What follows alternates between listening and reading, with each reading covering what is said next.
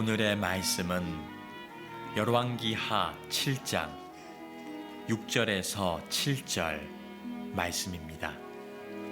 이는 주께서 아람 군대로 병거 소리와 말소리와 큰 군대의 소리를 듣게 하셨으므로 아람 사람이 서로 말하기를 이스라엘 왕이 우리를 치려하여 햇사람의 왕들과 애굽 왕들에게 값을 주고 그들을 우리에게 오게 하였다 하고 해질 무렵에 일어나서 도망하되 그 장막과 말과 나귀를 버리고 진영을 그대로 두고 목숨을 위하여 도망하였습니다. 아멘.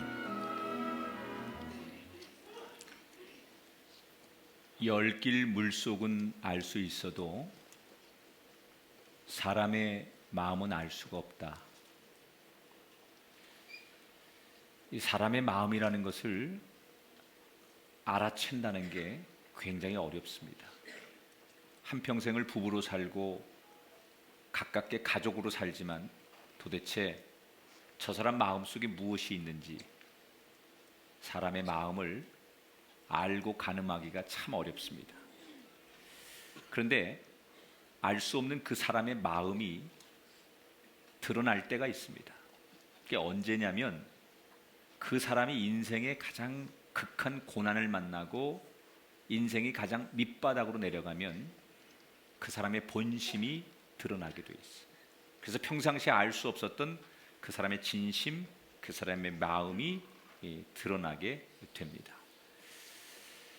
오늘 열왕기하 6장, 7장을 보면 이스라엘이 아람 왕으로부터 아람 나라로부터 전쟁의 공격을 받습니다.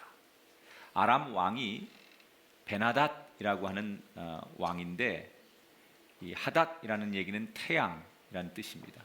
그러니까 태양의 아들, 태양을 숭배하는 그런 왕이라는 뜻이죠. 이 사람이 이스라엘을 침공했습니다. 성경을 읽다 보면 베나닷이라고 하는 이름이 많이 등장합니다. 아람 왕에. 그 왕이 똑같은 왕이 아니라 보통 우리가 뭐 알렉산더 1세, 알렉산더 2세 이렇게 중세시대의 왕들의 이름을 하나의 호칭을 정해놓고 1세, 2세 이렇게 부르듯이 베나닷 이름이라고 하는 이름은 아람 왕들이 아마도 왕들이 고유 명칭으로 사용하거나 흔한 이름 중에 하나였을 것이다. 그래서 1세, 2세 이렇게 구분되는 그런 왕입니다. 나만 장군이 엘리사에게 치료를 받지요. 그때 얘도 아람 나라였고 또 6장에 보면 아람의 군인들이 이스라엘에 쳐들어왔다가 죽을 위기에 처했는데 엘리야가 죽이지 않고 살려보내주는 이야기도 나옵니다. 그러니까 아람은 사실 엘리사에게 이스라엘에게 은혜를 많이 입었는데 새로운 왕이 등장하면서 정치적인 야욕, 나라를 확장하고자 하는 꿈을 가지고 이스라엘을 침공하게 됩니다. 그런데 이 전쟁의 전법이 어떤 거냐면 이스라엘 전체를 침공하는 게 아니라 당시에 이스라엘의 수도였던 사마리아만 공격을 합니다. 전쟁은 전법이 있습니다. 그런데 이 당시에 이 사람들이 선택한 전법은 전쟁을 장기전으로 끌고 가는 거예요. 그래서 사마리아 성을 놔두고 이 아람 군인들이 겹겹이 사마리아 성을 완전히 바깥에서 에워싸기 시작합니다.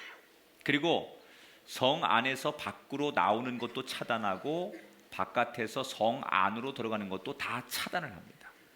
그러면서 먹는 양식, 여러 가지 물자 뭐 이런 것들이 하나도 소통되지 않도록 고립작전, 시간은 좀 지나지만 많은 아군의 피해를 보지 않고 전쟁에 승리하는 방법 중에 하나가 장기전으로 이렇게 고립하는 전쟁의 전법을 쓰는데 아람 왕이 이런 전법으로 사마리아 성을 포위하게 돼요. 그래서 생필품과 물자가 완전히 막아지자 사마리아 성 안에는 심각한 기근과 굶주림이 시작이 됩니다. 오늘 성경에 그 사마리아 성 안에서 얼마나 기근과 먹을 것이 없는 심각한 지경이 이르렀는지 단적인 예로 이런 소개를 합니다. 평상시에 이스라엘 사람들이 전혀 먹지 않던 양식으로 음식으로 전혀 대하지 않던 나귀를 급기야 잡아서 먹습니다. 그 중에 나귀 머리는 그냥 다 버리는 건데 이 나귀 머리까지도 너무 귀해서 먹을 게 없으니까 아주 고가에 팔리기 시작합니다. 요즘 말하면 전혀 가치도 없는 것들이 하나에 수백만 원, 수천만 원 할 정도로 거래가 될 만큼 먹을 것이 없었다는 얘기. 거기에 이런 얘기도 나옵니다. 비둘기 똥을 사람들이 먹으려고 사고 판다. 진짜 비둘기 똥이 아니라 이 성경이 말하는 비둘기 똥은 비둘기 똥처럼 생긴 콩을 얘기하는 거예요.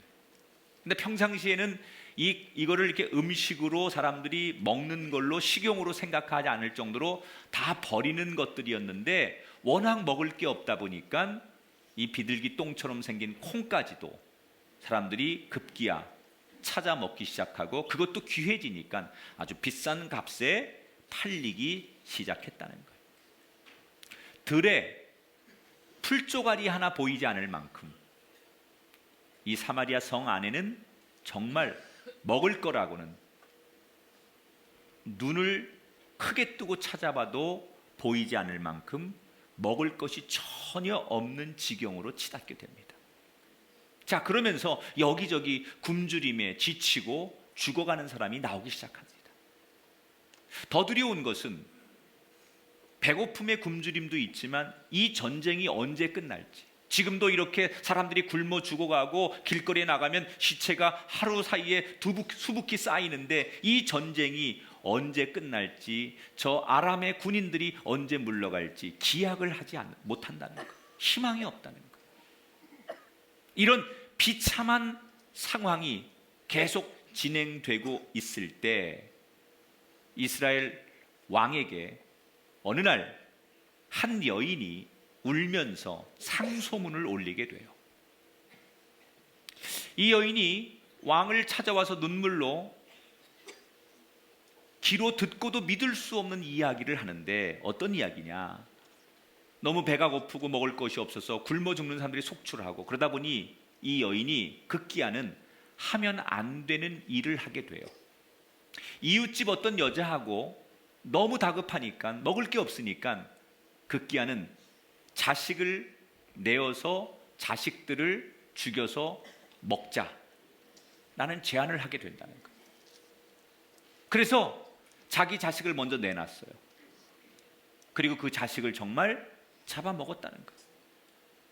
그런데 다음 자식을 내놓을 그 집에서 자식을 감추고 자식을 내놓지 않더라는 거예요.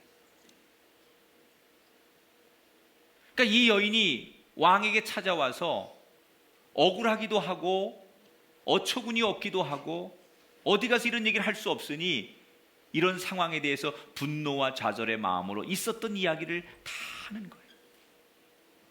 그만큼 지금 사마리아 성 안에 전쟁이 오래되면서 완전히 모든 물자가 차단되면서 먹을 것이 없어 급기야 동물을 잡아먹고 동물을 잡아먹을 것도 없게 되니까 사람을 잡아먹는 끔찍한 이런 일들이 일어나기 시작합니다. 이 여인이 찾아와서 어떻게 하면 좋겠냐고 이 문제를 해결해 달라고 요청하지만 솔로몬은 아이 하나를 놓고 두 여자가 서로 자기 자식이라고 찾아와서 재판을 요청했을 때 지혜롭게 그 문제를 해결해 주었지만 지금 이스라엘의 왕은 이 문제를 해결해 줄 능력이 없어요. 그리고 이 이야기를 들으면서 왕이 자기 현실을 자학하면서 분노해 합니다. 그리고 좌절합니다. 그리고 참아있던 자기 마음의 본성이 이때 드러나요. 이 왕이 뭐라고 성경에 나오느냐? 6장 31절에 보니까 왕이 이르되 사밧의 아들 엘리사의 머리가 오늘 그 몸에 붙어 있으면 하나님이 내게 벌 위에 벌을 내리실지로다 하니라. 좌절하고 절망한 이 왕이 드디어 본심을 드러내는데 어떻게 본심을 드러내요? 이 모든 우리의 재앙과 이 극심한 고통의 원인이 하나님께 있다. 하나님 우리를 도와주지 않아서 우리가 이렇게 끔찍한 일을 당하는 것이고, 그 하나님을 대변하는 엘리사를 용서할 수 없다.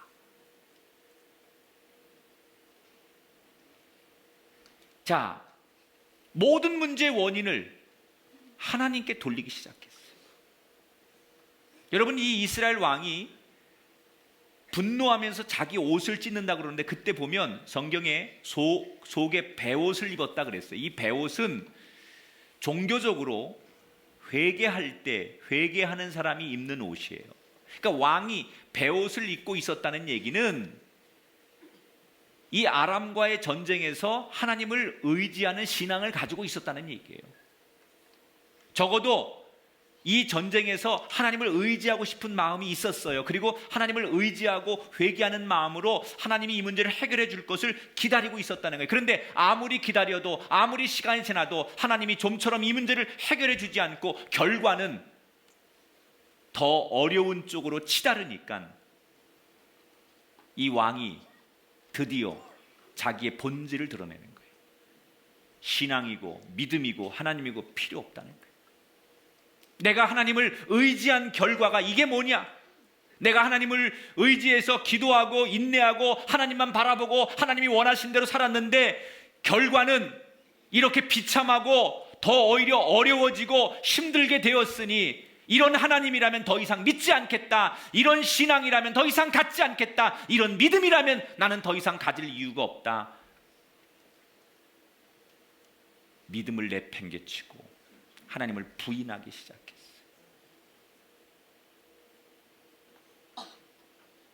33절에 보니까 이렇게 말하죠. 왕이 이르되 이 재앙이 여호와께로부터 나왔으니.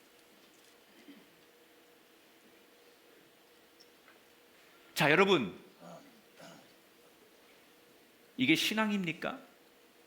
이 사람은 신앙을 가장하고 있었던 거예요. 진짜 신앙은 무슨 일이 있어도 끝까지 하나님을 신뢰하는 게 진짜 신앙일 텐데, 이 사람은 자기의 목적을 이루기 위해서, 하나님을 이용하기 위해서 신앙인인 척했던 거죠. 믿음이 있는 척했던 거죠. 그런데 끝까지 이 문제가 해결되지 않고 자기의 생각대로 자기의 계획대로 되지 않으니까 자기의 믿음의 본질, 감추고 있었던 자기의 신앙의 본질이 드러나는 거예요. 하나님을 원망하기 시작.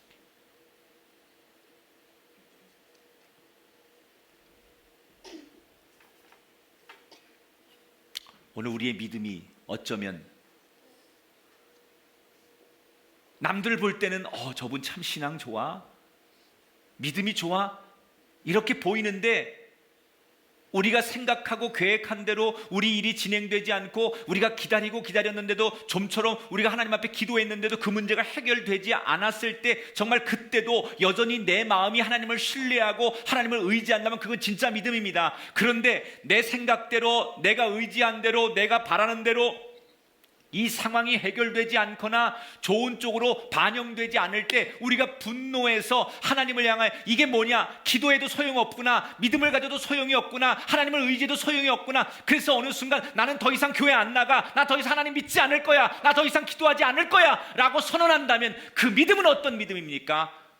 가장된 믿음이었지. 본질이 드러나는 거예요. 감추어진 형식적인 진심이 없는 믿음을 마치 그런 척하기 위해 보여주었던 믿음이 그 순간에 드러나는 거예요. 인간의 어리석음은 자기에게 때로 찾아온 어려운 문제의 원인을 엉뚱한 데서 찾는 거예요. 지금 이스라엘 왕이 나라가 이 지경이 되고 사마리아가 포위되어서 급기야 먹을 게 없어 사람을 잡아먹는 이 지경까지 온 것은 누구의 책임입니까? 우선 정치를 잘못한 자기의 책임이죠. 군사를 제대로, 외교의 정책을 제대로, 또 경제적인 것들을 제대로 갖추지 못한 자기와 지도자들의 책임이겠죠. 그래서 자기를 탓해야 돼요. 내가 부족한 왕이기 때문에, 지도자들이 깨어있지 못했기 때문에, 우리가 미래를 보는 눈이 없었기 때문에 우리가 이런 어려움을 당한다고 문제의 원인을 자기에게서 찾아야 돼요. 그런데 지금 이 사람은 이렇게 된 데의 모든 원인은 하나님께 있다는 거예요. 그리고 엘리사에게 있다는 거예요.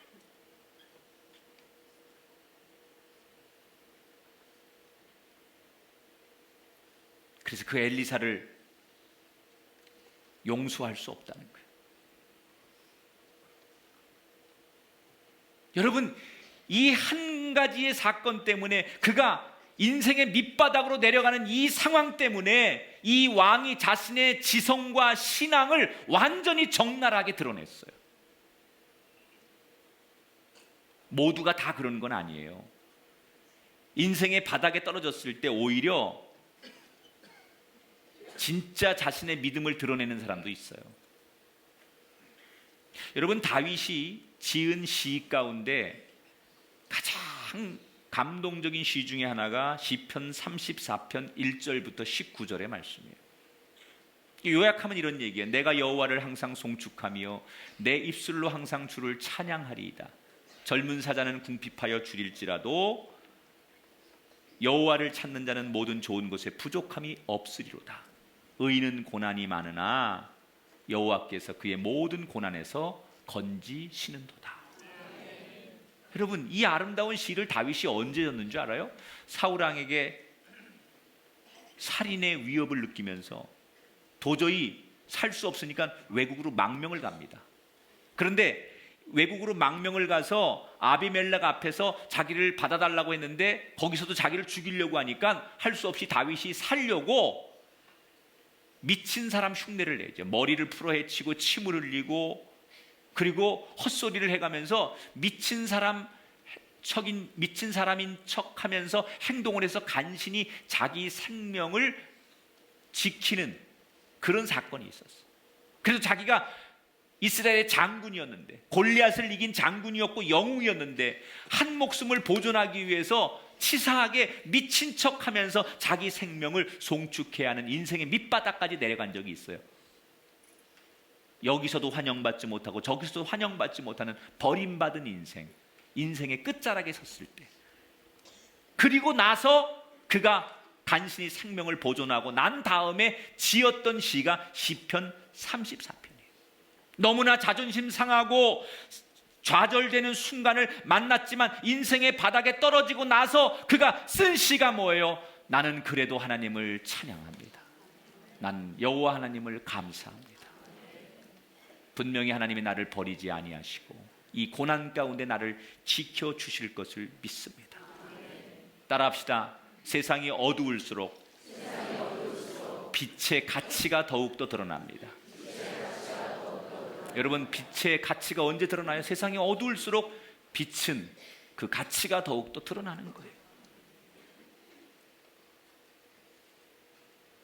저는 여러분이 언젠가 여러분 인생의 밑바닥, 삶의 가장 큰 고난, 인생의 가장 힘든 일을 만났을 때 그때 하나님 앞에 여러분의 믿음의 가치를 드러낼 수 있는 그 기회를 붙드시는 여러분 되기를 축복합니다.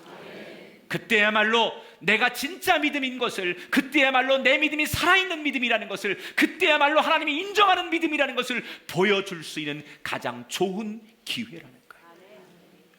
인생의 밑바닥, 인생의 고난, 참기 힘들 것 같은 인생의 어려움을 만난 그때는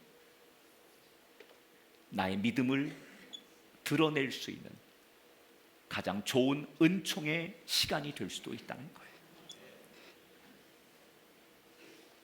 우리가 세상을 살다 보면 이런 얘기 많이 합니다.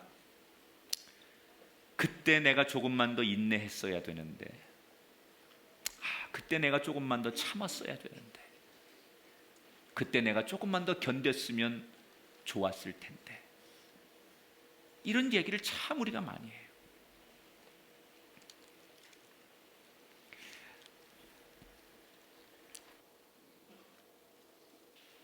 저도 그렇고 일반 강의를 하는 사람들 가운데 제가 지금 들려드릴 이 예화를 많이 사용합니다. 리더십 강의라든지 여러 가지 일반 강의에서 이런 얘기를 참 많이 쓰는데 한두 번쯤 들어보신 분도 있을 거예요. 미국의 서부 개척 시대에 골드 러시가 한창일 때 앤드류라고 하는 한 청년이 그 서부의 개척지에 광야에서 금광을 찾아서 자신의 모든 재산을 가지고 모험을 합니다. 내가 서부로 넘어가서 금맥만 찾으면 벼락부자가 되고 남은 인생을 멋있게 살 수 있다. 그래서 앤드류는 서부로 갑니다. 그리고 자기의 모든 재산을 다 들여서 금광 하나를 사요. 근데 아직 금이 나오진 않았어요. 여기에서 금맥을 찾기만 하면 내가 엄청난 부자가 될 수 있을 거라는 꿈을 가지고 그는 그 땅을 파기 시작해. 하루가 지나고 일주일이 지나고 한 달, 1년, 2년, 3년 시간이 점점 지나면서 금은 보이지 않고 그는 지쳐가기 시작해. 언제 금이 나올지 도무지 알 수가 없어요. 그러면서 어느 순간 그는 더 이상 금이 나오지 않을 수도 있다는 두려움에 붙들리게 돼요. 그리고 너무 지쳐서 이제는 더 이상 이곳에서 머물 수 없고 땅을 팔 자신이 없어서 그는 집으로 돌아가기로 마음을 먹어요. 그리고 자기의 장비와 땅까지 말 그대로 헐값에 팔아버리고 그는 실패자가 되어 고향으로 돌아옵니다. 그런데 고향에 돌아온 지 얼마 지나지 않아서 그는 깜짝 놀랄 만한 소식을 접하게 되는데 바로 자신이 헐값에 넘기고 온 그 땅을 사들인 그 사람이 자기가 파던 탄광을 자기가 판 자리에서 1m를 더 파서 드디어 금맥을 찾았다는 거예요. 그래서 이 사람이 백만장자가 되었다는 이야기를 이 앤드류라고 하는 사람이 듣는 거예요. 자기가 파다가 멈춘 곳에서 1m를 딱 더 팠는데 거기서 금맥이 발견되어서 엄청난 부자가 되었다는 거예요. 땅을 치고 분해야 할 일이죠. 그런데 이 이야기가 여기서 끝나지 않아요. 이 앤드류라고 하는 청년이 이때를 기억하면서 이 사건을 인생의 교훈 삼아서 그가 다른 사업을 합니다. 보험업에 뛰어들게 됩니다. 그리고 고비가 있고 힘든 일이 있을 때마다 그때의 일을 기억하면서 1m 아래 이 말을 되뇌이면서 성실하게 일해서 그는 마침내 미국의 보험 왕에 오르게 된다는 거예요. 무슨 얘기를 하면 감동이 좀 이렇게 전해져야 되는데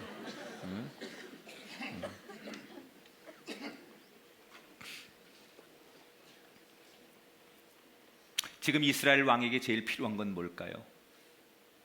조금 더 인내하고 기다리는 거예요. 그런데 자기의 본질이 드러나면서 그 성난 자기의 마음을 다스리지 못해서 어떻게 해요? 이 모든 원인을 하나님께 그리고 하나님의 종인 엘리사에게 원망을 하면서 그 엘리사를 죽여야 되겠다. 그리고는 군인을 앞세우고 엘리사를 죽이려고 엘리사를 찾아가요. 33절에 보니까 어찌 더 여호와를 기다리리요 라고 말했어요. 자, 자기를 죽이려고 찾아온 그 왕과 군인들을 바라보면서 엘리사가 놀라운 이야기를 해요. 7장 1절에 여호와께서 이르시되 내일 이맘때에 사마리아 성문에서 고운 밀가루 한 스아를 한 세겔에 매매하고 보리 두 스아를 한 세겔로 매매하리라 하셨느니라. 무슨 얘기냐? 하루만 더 기다리면 하나님께서 이 땅에 내린 기근과 가난과 식량의 문제를 완전히 해결하신다고 하나님께서 말씀하셨다. 이렇게 전하는 거예요. 여러분, 하나님이 개입하시면 인간이 10년 해결하지 못한 문제를 하나님은 하루 만에도 해결하십니다. 하나님이 손대시면 인간이 100년 몇 세대가 다루지 못하고 해결하지 못한 문제를 하나님이 개입하시면 순간적으로라도 그 문제가 해결되는 게 하나님의 역사예요. 여러분 인생에 하나님이 개입하시길 축복합니다. 여러분의 삶의 고난에 하나님의 손길이 임하길 축원합니다. 여러분이 평생 해결하지 못한 그 문제, 산더미처럼 쌓인 그 인생의 모든 문제를 하나님이 개입하셔서 하루 만에 바뀌어지는 역사가 여러분의 삶에 일어나게 되기를 주의 이름으로 축원합니다. 그랬더니 이 엘리사의 말을 듣고 있던 왕을 모시고 왔던 장관 가운데 하나가 엘리사의 말을 비꼬면서 뭐라고 대답을 하느냐? 아무리 하나님이 전능하셔서 하늘에 창문이 열리고 식량이 쏟아진다 해도 그런 일은 불가능한 일이다. 어떻게 말도 안 되는 소리를 하느냐? 하나님이 아니라 하나님 아버지가 있어도, 하나님 할아버지가 개입해도 이런 문제는 일어날 수 없는 문제야 라고 반론을 제시해. 여러분, 이 사람은 통계학에, 수학에, 경제학의 논리에, 경영의 논리에 밝은 사람일진 몰라요. 나라를 다스려 본 사람이고 경제의 논리와 통계적인 수치에 대해선 많은 노하우가 있는 사람인지 몰라요. 그러나 한 가지 여러분 알 게 있어요. 아무리 세상의 통계학이, 과학이, 이성이, 경제 논리가 우리 세상을 지배한다 할지라도 하나님이 개입하시면 모든 것 위에 역사하시는 분이 하나님의 섭리예요. 이 사람은 통계학은 잘 알고 경제학이나 경영의 논리는 알았을지 몰라도 하나님의 역사는 몰랐던 사람이었던 것 같아요. 절대로 그런 일이 일어나지 않을 거다, 이렇게 호언장담하죠. 그리고 엘리사의 말을 반박하죠. 그런데 여러분, 열왕기하 7장에 보면 어떤 일이 일어나요?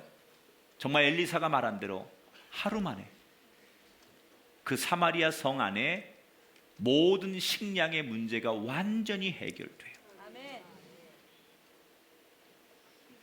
사마리아 성을 포위하고 있었던 아람 군인들이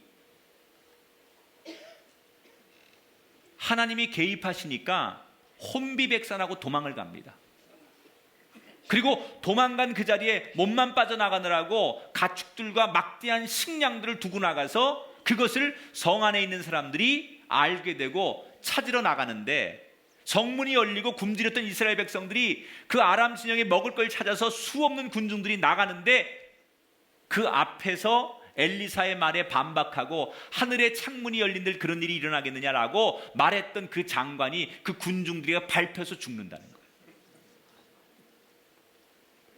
여러분, 말 한마디 잘못해서 사람들에게 밟혀 죽는 이 사람, 말을 해야 될 때와 침묵해야 될 때가 있는 거예요. 이 말씀 속에 저는 이런 교훈을 하나 얻었어요. 우리가 신앙생활 하다가 또는 설교를 듣다가 도무지 말씀이 믿어지지 않는 대목이 있거나 그런 상황이 있어요. 나는 이 말씀이 나한테 믿어지지가 않고 이 말씀이 나한테 와닿지 않아요. 아무리 목사님이 말씀하고 성경에 나오는 이야기고 하나님이 하신 말씀일지라도 이게 내 상황에 믿어지지 않고 받아들여지지 않을 때가 있어요. 그럴 때 여러분, 우리는 하나님의 말씀에 대적하지 말고 그때는 뭐라고 기도해야 되느냐? 하나님, 내가 이 하나님 말씀이 믿어지지 않고 지금 마음에 담아지지 않습니다. 이렇게 대적하지 말고 하나님, 저의 연약한 믿음을 도와주시옵소서. 저의 믿음 없음을 도와주시옵소서. 이렇게 기도하는 게 맞는 거예요. 아니, 하나님이 그렇다고 말씀하시는데 굳이 내가 아니라고, 그걸 못 믿겠다고 고래고래 소리 지르고 그걸 내가 안 믿을 거라고 고래고래 얘기할 이유가 뭐가 있어요?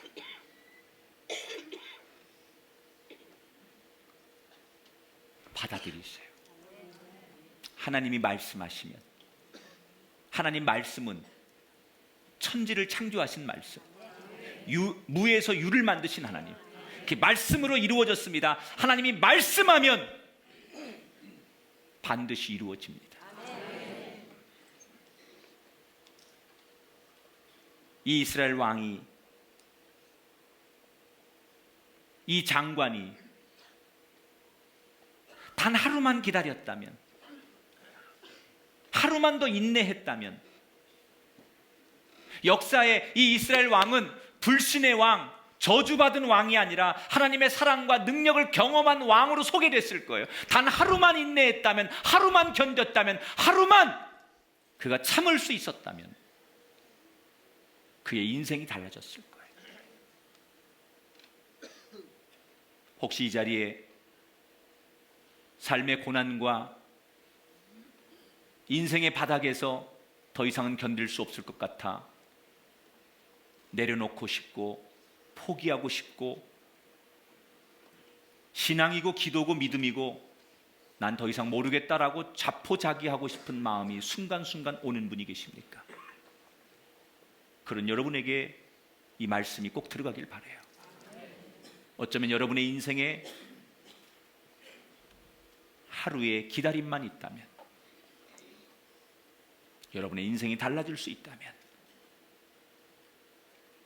이 말씀을 붙들고 다시 무릎 꿇고 인내하는 저와 여러분이 되기를 축원합니다. 우리가 아무것도 할 수 없을 때 할 수 있는 최고의 신앙적인 일은 기다리는 거예요. 아무것도 할 수 없을 때 내 힘으로 내 능력으로 아무것도 할 수 없을 때 인간이 할 수 있는 가장 고귀한 일은 하나님이 일하실 때까지 기다리는 거예요. 내일 일은 난 몰라요. 하루하루 살아요. 불행이나 요행함도 내 뜻대로 못해요. 험한 이 길 가고 가도 끝은 없고 고네요. 주님 예수 발레미사 내 손 잡아 주소서. 내일 일은 난 몰라요. 장래일도 몰라요. 아버지여 날 붙드사 평탄한 길 주옵소서. 좁은 이 길 진리의 길 주님 가신 그의 길 힘이 들고 어려워도 찬송하며 갑니다. 성령이여 그 음성을 항상 들려 줍소서. 내 마음은 정했어요. 변치 않게. 다 같이 내일 일은 난 몰라요. 내일 일은 난 몰라요. 장래일 아버지 아버지여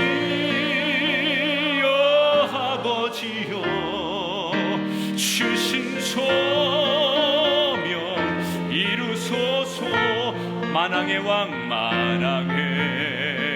예수께서 이 세상에 오셔서 만백성을 참구주가 되시네.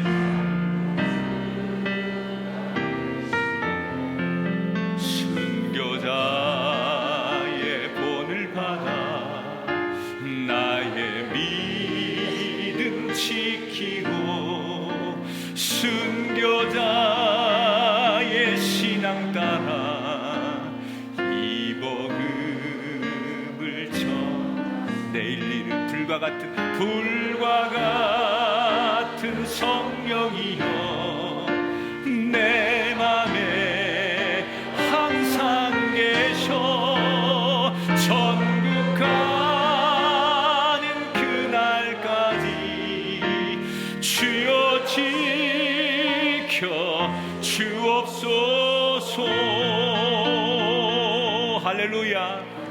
사도 바울은 인내에 대해서 이렇게 말합니다. 우리가 환난 중에도 즐거워하나니 이는 환난은 인내를, 인내는 연단을, 연단은 소망을 이루는 줄 알미로라. 야고보서는 야고보서 5장 11절에 보라 인내하는 자를 우리가 복되되 하나니 너희가 욥의 인내를 들었고 주께서 주신 결말을 보았거니와 주는 가장 자비하시고 긍휼히 여기시는 이시니라. 여러분, 고난을 만나셨습니까? 한 가지만 기억하십시오. 나는 포기할 수 없다. 하루를 더 기다리리라. 마지막까지 견디고 인내하는 자, 그가 하나님의 역사를 보게 될 줄 믿습니다. 그러면 어떻게 그렇게 오랫동안 사마리아 성을 포기하고 있었던 아람 사람들이 그렇게 혼비백산하고 갑자기 하루 사이에 그들이 진영을 이탈할 수 있었느냐? 하나님이 개입하셨다고 했잖아요. 하나님이 어떻게 개입하시느냐? 특수 음향 효과로 개입하세요. 자, 아람 진영의 군인들이 장기전을 쫙 하고 있는데 갑자기 어디선가 저 멀리서 말발굽 소리들이 막 들리기 시작하는 거예요. 근데 이 소리라는 게 여러분, 사람이 감각을 살리고 소리라는 건 많은 뉘앙스가 있는 거예요. 근데 이 말발굽 소리가 점점 가까우는데 이게 그 땅이 흔들릴 만큼 엄청나게 많은 숫자가 오는 게 느껴지는 거예요. 그리고 그 뒤에 사람들의 함성 소리가 들리고 칼과 이 창이 막 무기가 이렇게 부딪히는 그런 소리들이 막 들리기 시작하는 거예요. 그런데 그게 점점 가까이 들리는 거예요. 쿵쿵쿵쿵쿵쿵쿵쿵쿵쿵쿵쿵쿵 막 가까이 들리는데 땅이 막 흔들리는 것 같고 이건 듣지 않으니까 소리만 들어도 엄청난 대군이 몰려오는 소리인 것을 아람 군인들이 느끼는 거예요. 이게 무슨 소리냐? 분명히 군인들 소리고 말발굽 소리고 저 함성 소리는 용사들의 소리고 저 창과 창이 부딪히는 거 보니까 무기를 들고 오는 소리인데 이게 어찌 된 거냐? 그리고 생각해보니 저 이스라엘이 이웃 나라들에게 돈을 주고 용병을 구한다는 소리가 있었는데 그때가 왔나 보다. 주변의 이웃 나라들이 돈을 받고 용병들이, 잔인한 용병들이 지금 이스라엘 편에 서서 싸우려고 몰려오는구나. 저 정도의 군사들이라면, 저 정도의 숫자라면, 이 소리만 들어서 저 정도의 사람들이 몰려오는 거라면 우리가 감당할 수 없겠구나. 여기 있다가는 세상 말로 개죽음 당하겠다. 그리고 겁을 먹은 아람 군인들이 하나 둘씩 군인의 신분을 버리고 그 두려움의 극치에 도달하니까 진영을 이탈하고 빠져나가기 시작하고 순식간에 군인들이 무기도 버리고 군인의 본분도 버리고 먹을 것, 막사 모든 걸 남겨놓고 군인들이 몸만 빠져 도망가기 시작하는 거예요. 안 놀라는 게 여러분의 은사예요? 응? 뭐 이렇게 여러분은 이렇게 무슨 무거운 수행하십니까 지금? 하의 탈들이 앉아 있는 것 같아. 자, 그런데 이 소식을 지금 사마리아 성 안에 있는 사람들은 몰라요. 근데 이걸 누가 제일 먼저 아느냐? 참 기가 막혀. 그 사마리아 성 밖에 성문 앞에 4명의 문둥병 환자들이 있었어요. 문둥병이라는 것은 천형이라고 해서 하늘이 주는 벌이라고 해서 이게 전염되는 병이니까 사람들도 율법에 격리를 시키죠. 저주를 받은 병이라고 해서. 그래서 이 사람들이 가족들과 세상 사람들로부터 격리돼서 성 밖으로 쫓겨나 사는 사람들이에요. 그리고 사람들이 마치 돼지 염을 주듯이 개 밥 주듯이 갖다가 양식을 저 멀리 던져주면 그걸 받아서 먹고 사는 비참한 사람들이에요. 그래서 성 안에 사람들이 아니고 성 밖에서 살고 있었는데 성이 굳게 닫히고 지금 아람이 오랫동안 고사작전을 쓰면서 이 사람들도 성 안이 먹을 게 없는데 당연히 이 문둥병 환자들은 먹을 게 없었겠죠. 거의 굶어 죽어가는 그런 찰나에 문둥병 환자들끼리 이대로 있다간 우리가 단 하루도 못 견디겠다. 어차피 2판 4판 아니냐. 굶어서 죽나. 우리가 적들한테 가서 먹을 거 한번 달라고 손 내밀어서 주면 고맙고 안 줘서 그냥 우리를 죽여도 굶어 죽나 가서 죽나 매 한 가지인데 야, 우리가 문둥병 환자인데 아무리 적들이라도 이거 어차피 죽을 놈들이고 가까이 하고 싶지 않은 놈들인데 이런 전염병 환자들이 우리한테 다가오는데 적들이라고 해서 우리를 죽이겠느냐? 이대로 앉아서 죽을 수 없으니 사마리아 성에는 사람을 잡아먹을 만큼 가난하고 먹을 게 없으니 저 풍요로운 아람 진영에 가서 먹을 거 동량이나 해보자. 그리고 죽기 살기로 이 4명의 문둥병 환자가 미친 척하고 아람 진영을 간 거예요. 그런데 조금 전에 말한 대로 뭐라고, 이미 하나님께서 특수 음양 효과 작전 이걸 쓰셔가지고 아람 군인이 다 빠져나간 그 자리를 이 4명의 문둥병자가 딱 가본 거예요. 처음에는 믿을 수가 없는 거예요. 무시무시한 군인들이 군사훈련을 하고 도열에 있을 줄 알았는데 가보니까 텅 비어 있는 거예요. 그리고 먹을 것과 무기와 막사와 말들과 가축들이 막 줄비하게 널려 있는데 아무도 없는 거예요. 처음에는 꿈을 꾸는 줄 알고 서로 꼬집어 보기도 하고 따귀를 때려보기도 하고 했는데 이게 꿈이 아닌 거예요. 그리고 현실을 인식한 4명의 이 문둥병자들이 우선 배가 고프니까 먹을 걸 허겁지겁 먹기 시작합니다. 무슨 일인지 모르겠지만 하여튼 자기들 눈앞에 믿기지 않는 현실이 벌어진 거예요. 그리고는 송대관이 부른 찬송을 불렀겠죠. 쨍하고 해뜰 날 돌아오는구나. 그러면서 막 감격해하고 주머니에다가 금은 보화를 집어넣고 자루에다가 돈이 될 만한 막 이런 것들을 모아가지고 질질 끌어놓고 이제 우리 사람답게 한번 살아보자. 야, 우리 같은 놈들한테도 이런 인생이 오는구나. 그러면서 신나가지고 미래를 꿈꾸면서 실컷 먹고 이제 배가 불러가지고 그 모든 보화들을 옆에 이렇게 끌어안고서, 근데 아주 많은 거예요. 그리고 있는데 불현듯 이 4명의 문둥병자에게 스쳐 지나가는 소리 하나가, 기억나는 소리 하나가 있어서 이걸 우리는 양심의 소리라고 해요.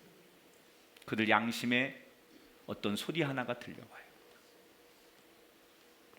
저 성 안에 우리의 동족들은 먹을 것이 없어서 사람을 잡아먹고 자식을 잡아먹는 판국인데 이 기쁜 소식을 저 성 안에 있는 사람들이 모르고 있으니 우리가 이 소식을 가서 전하지 않으면 이것이 죄가 되리라.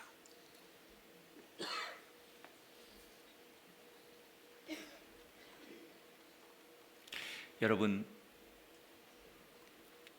이 문둥병 환자들이 지금 풍요를 만났어요. 근데 이것은 자기들이 잘해서 된 일이 아니라 하나님이 거저 주신 은혜를 만났기 때문이에요.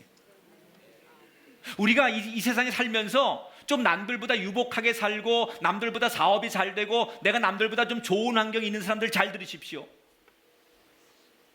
내가 노력해서 내가 피땀 흘려서 번 거라고 아닙니다. 여러분 착각하시면 안 돼요. 하나님이 우리에게 그럴 만한 환경과 그럴 만한 은혜를 주셨기 때문에 우리가 그런 걸 누리는 거죠. 내가 아무리 노력한들, 내가 아무리 힘쓴들 하나님이 우리에게 허락하지 않으면 아무것도 되는 게 없어요. 이게 종이 한 장의 차이예요.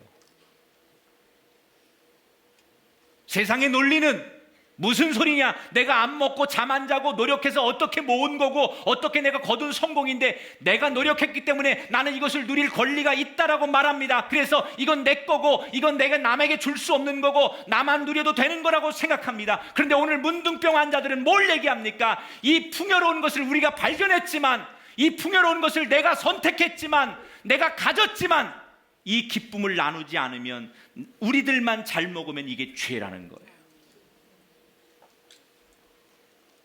사실 문둥병 환자들은 자기들이 잘한 게 아무것도 없어요. 은혜로 거저 얻은 거예요.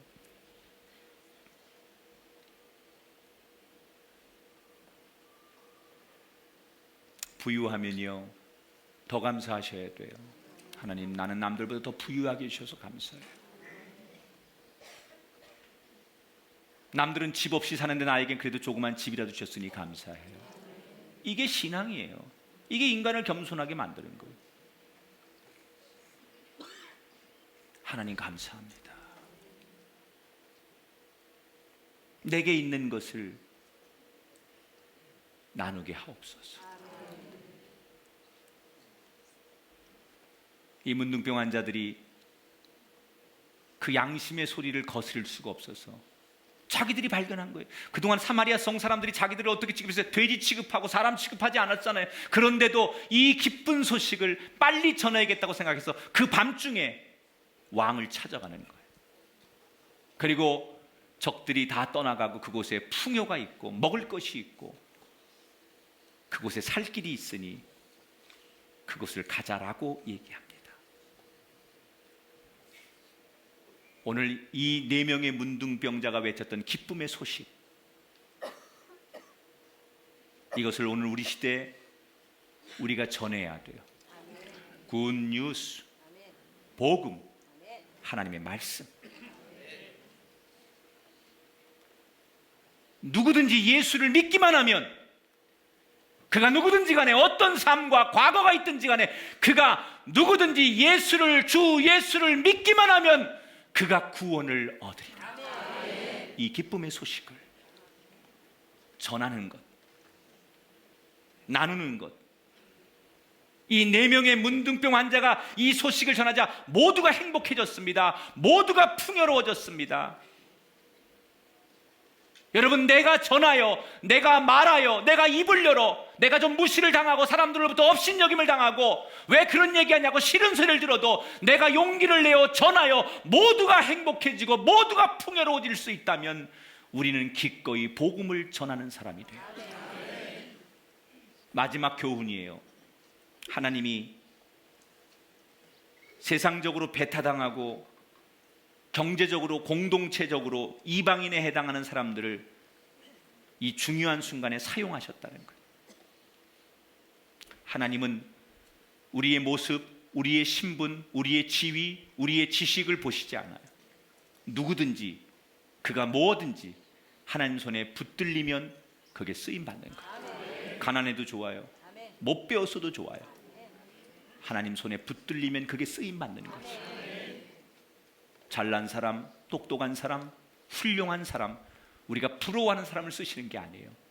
하나님 손에 붙들리는 사람을 쓰시는 거예요. 사랑하는 여러분, 여러분의 가정, 여러분의 자녀, 여러분의 남은 인생이 그 하나님의 전능한 손에 붙들리십시오.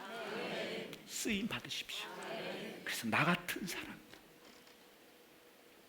세상에서 멸시받고 아무것도 아닌 나 같은 사람을 하나님이 쓰시는 것에 감격할 수 있는 아름다운 인생의 고백들이 우리에게도 생겨나지게 되기를 축복합니다. 조금만 더 인내하십시오. 조금만 더. 그 하루를 인내하는 그 마음으로 다시 지금의 그 상황에서 포기하지 않는 믿음의 일꾼들이 되시기를 주님의 이름으로 축원합니다.